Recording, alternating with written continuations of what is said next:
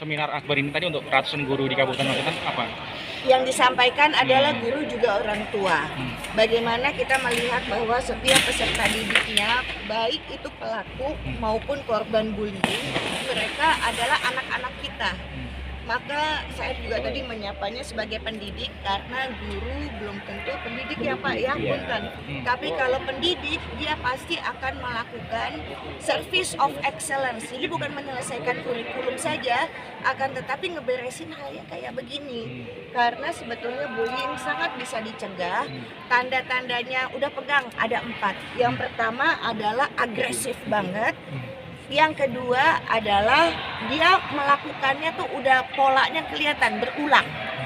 Dan yang ketiga, jumlahnya pasti tidak seimbang. Pelaku jumlah anaknya lebih banyak daripada si korban. Dan yang terakhir adalah bagaimana tindakan itu menimbulkan kepuasan dari para pelaku. Kan kelihatan kalau misalnya di kelas nilai turun, anak nggak mau sekolah. Nah disitulah saat yang sangat tepat untuk bertindak. Jadi tadi adalah menyatukan hati untuk membuat para guru berani bertindak, karena jangan sampai ada anak yang meninggal karena korban bullying. Satu, Merdeka Belajar tadi? Merdeka Belajar adalah bagaimana mereka mudah untuk beradaptasi dengan kurikulum. Saya memberikan tips dengan 4E. Ada caranya. Yang pertama adalah easy. Apapun pelajarannya, lakukan dengan cara yang mudah dulu waktu mengajar, sehingga gurunya nggak putus asa, muridnya juga nggak kelayangan. Yang kedua adalah enjoy. Kelas itu mesti senang, mesti bahagia, karena itu energinya kan nular.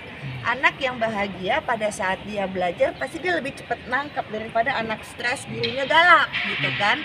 Yang ketiga adalah excellent. Kesempurnaan itu tolok ukurnya berbeda di setiap anak. Jadi jangan bandingkan anak dengan kesempurnaan temannya yang mungkin lebih cepat, tapi bandingkan dia dengan dirinya sendiri. Dan yang terakhir adalah earn, yaitu dia menghasilkan sesuatu dari apa yang dia kerjakan. Entah itu beasiswa, menang tari atau apa, maka itu artinya dia udah ketemu dengan passionnya. Nah, jadi kan orang suka bingung, apa ya bakat dan minat anak saya? Ya udah, lihat aja 4E itu. Jadi kan itu acuan dan penilaian. Kalau memang dia udah dapat, gurunya juga sehat, jiwanya, muridnya juga adalah murid yang memiliki kesehatan jiwa yang baik. Kenapa PGRI mengundang saya dengan penerbit Erlangga adalah 100 tahun Indonesia Merdeka, kan tahun 2045 ya, dikit lagi. Yang megang Indonesia ini adalah murid-murid mereka gitu loh. Jadi kita mesti membuat anak-anak ini adalah anak-anak Indonesia yang menciptakan sesuatu, bukan hanya membeli dan menghabiskan aset negara. Sanas, guru-guru Magetan bagaimana menurut Anda? Asik. Aku dikeroyok tadi gitu ya. Dikeroyok untuk mau foto, untuk mau ngobrol. Jadi sebenarnya guru yang ada di Magetan bukanlah guru yang pemalu atau merasa ada jarak yang jauh. Mereka itu adalah hati yang hangat. Lihat sekali gitu loh, tolok ukurnya ketika saya diserbu, artinya mereka percaya diri untuk mau deket sama saya.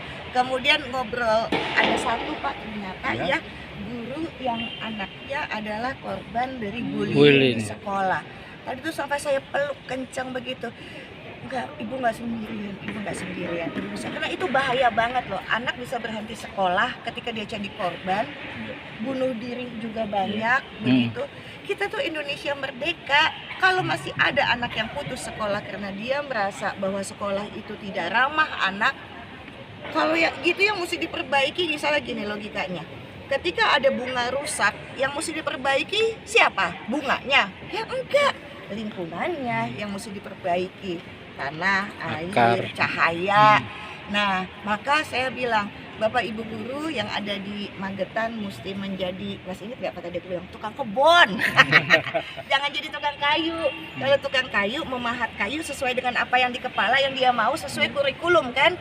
Tapi kalau tukang kebun, dia cerdik banget, tahu kriteria kecerdasan anaknya, tahu bagaimana menempatkannya. Karena kaktus dan lotus akan sama indahnya di tangan tukang kebun yang hebat.